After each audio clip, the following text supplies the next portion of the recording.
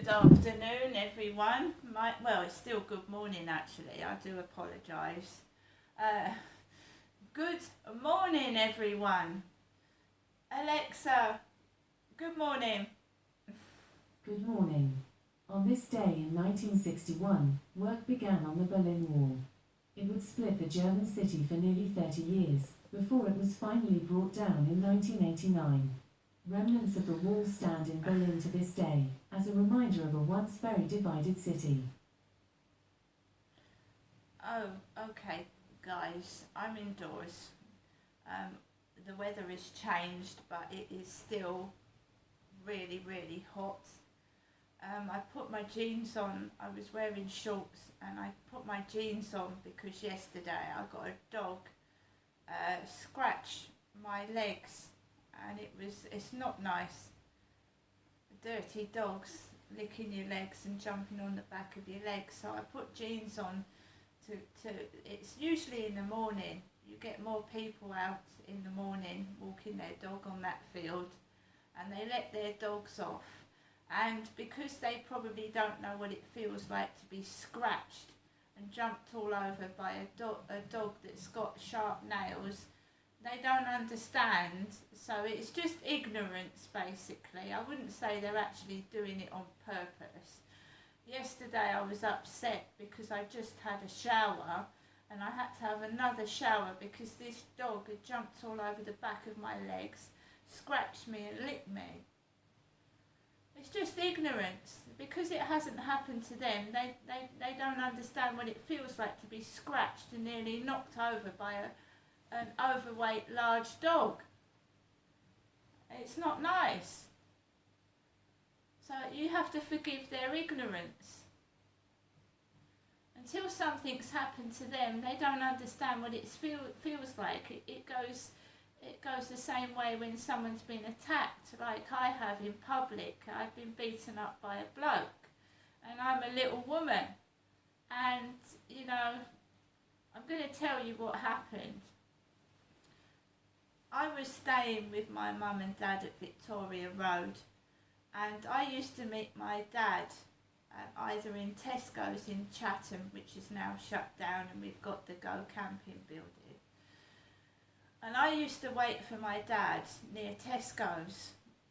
And this one evening, I had arranged to meet my dad inside Tesco's, and he didn't turn up. He usually picked his mate up from work, dropped him off at the Pentagon Centre, and then he would pick me up and take me home.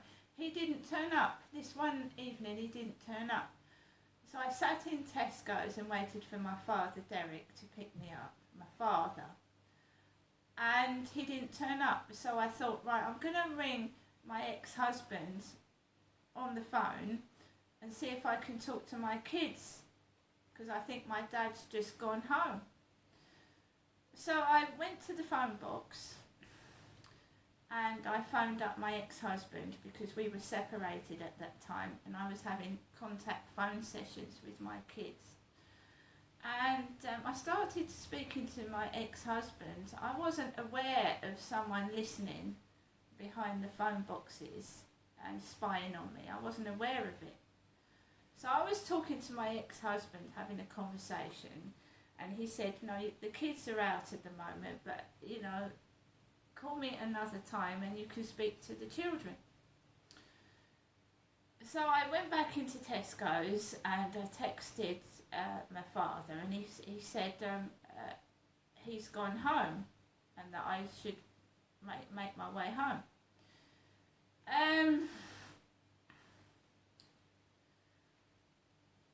So I had a phone call from my ex-husband whilst I was walking up the road to go home, and he said that I could speak to my daughter.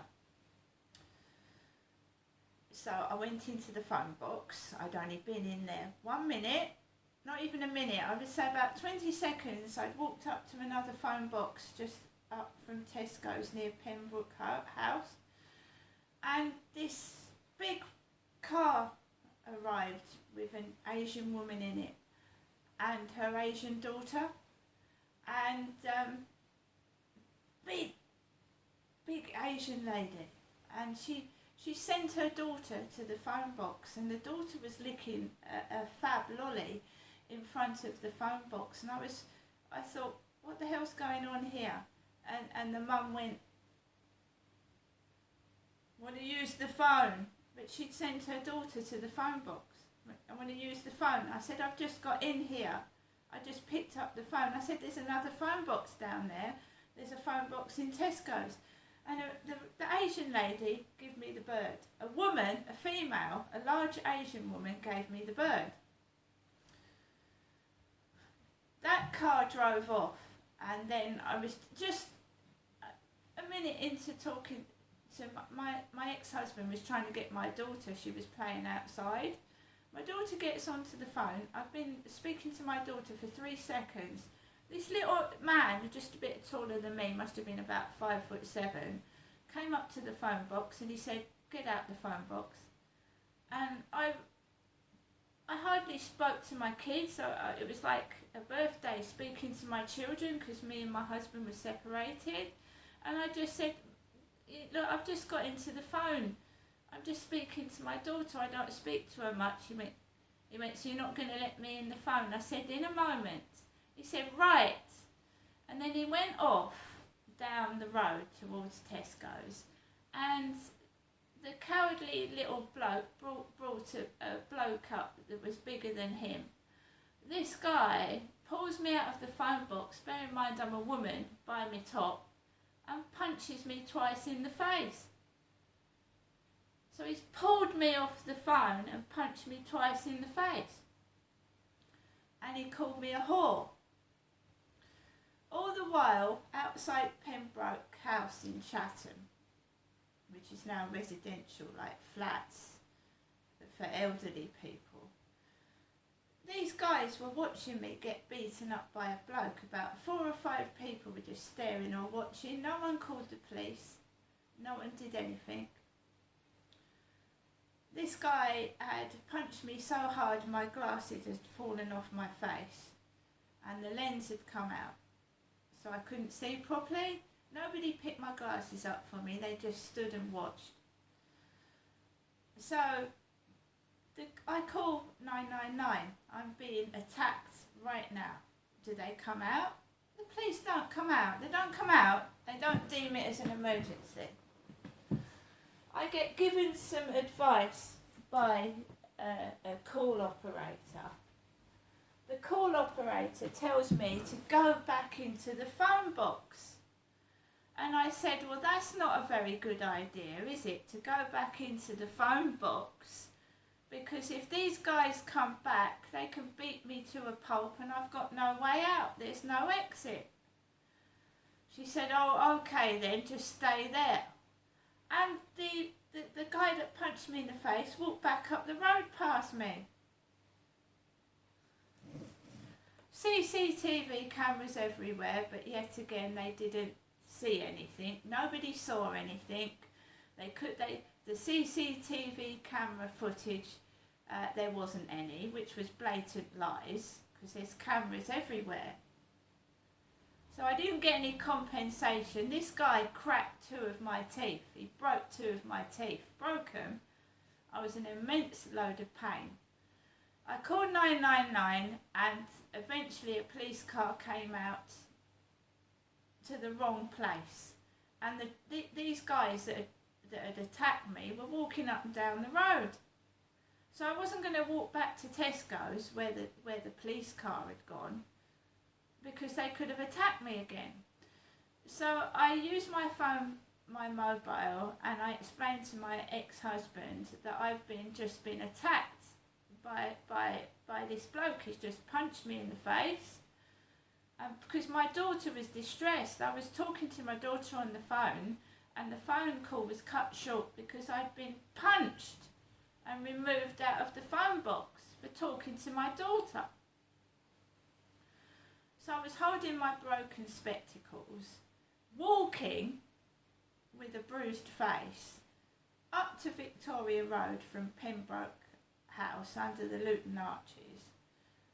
And there's no sympathy from my parents when I get home. There's no sympathy. My mother answers the door. I've got a bruised face and broken glasses. She opens the door and she says, your dad isn't happy with you. I said, pardon? She said, you better go downstairs. Your father's not happy with you.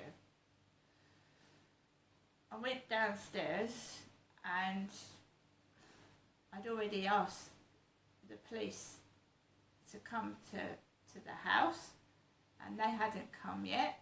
I went downstairs and my father, a 6'2" bloke, I'm 5'5", went, who are you talking to? I said, pardon? He said, who are you talking to? I said, well, what are you talking about? He said, my workmate told me you were talking to someone in a phone box. I said I was talking to my ex-husband. I've got contact with my kids.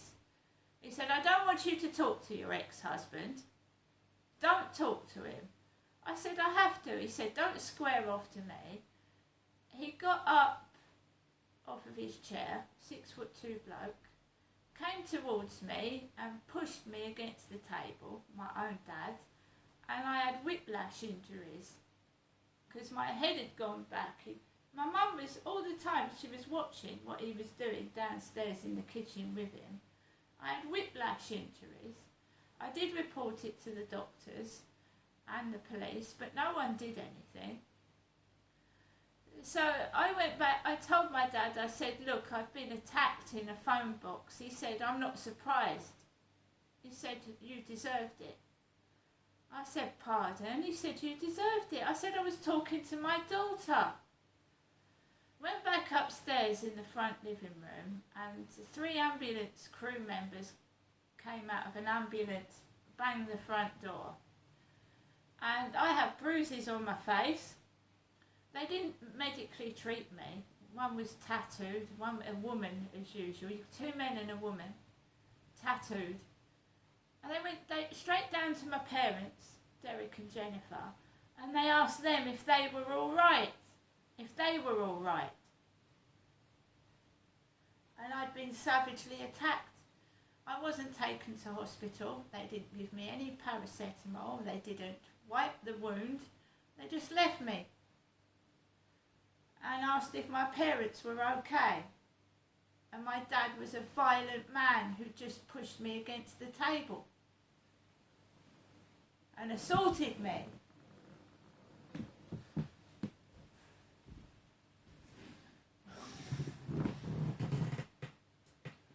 So I just wanted to say, that was outside Pembroke House in Chatham.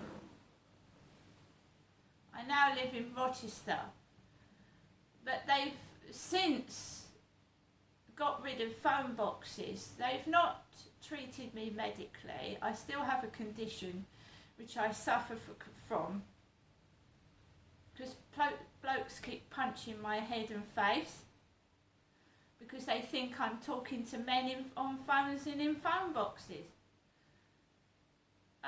My kids have now since grown up. I lost all contact with my daughter. Every time I spoke to my daughter, I got attacked. They've all grown up, and these perpetrators have got away with it because the police have let them. And I'm not. The hospitals are disgusting. The way I've been treated medically in hospitals has been disgusting, and doctors' surgeries. And I'm the victim. I'm not the perpetrator. Beating women and sexually abusing them, and men gratifying themselves and punching me and then using me for sex. And then trying to make out I'm a fucking lesbian. Because I tried to defend myself. I've been sexually abused in government buildings. The job centre sent me on a training course, and this guy exposed himself to me and tried sex on in a kitchen of a government building. They're tramps, they've got no teeth, they smoke tobacco like my dad did, alcoholics, drug addicts, sending tramps to me thinking that I'm going to sleep with them when they smell and stink and have got no hygiene.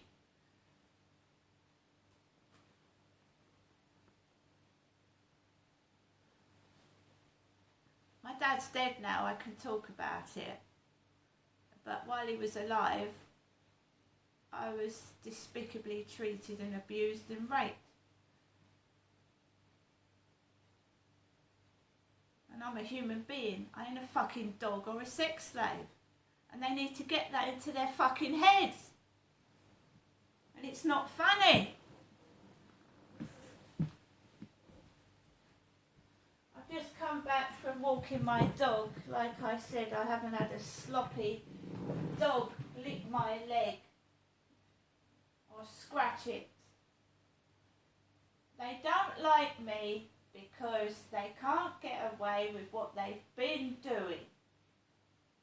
For the past 7 years, I've looked after myself. There's been no men in this flat, and they're not getting what they want, so they think that if they do dirty, underhand things, that it's going to go back to what it was, and it isn't.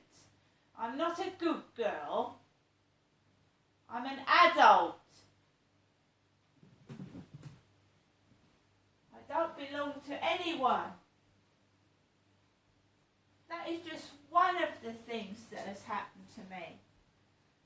Right, and if you want the whole lot to come out, absolutely everything, and I understand that my mother was afraid of my father Derek, but I was attacked in front of my mother, and I called the police when I had multiple injuries, and nobody else did.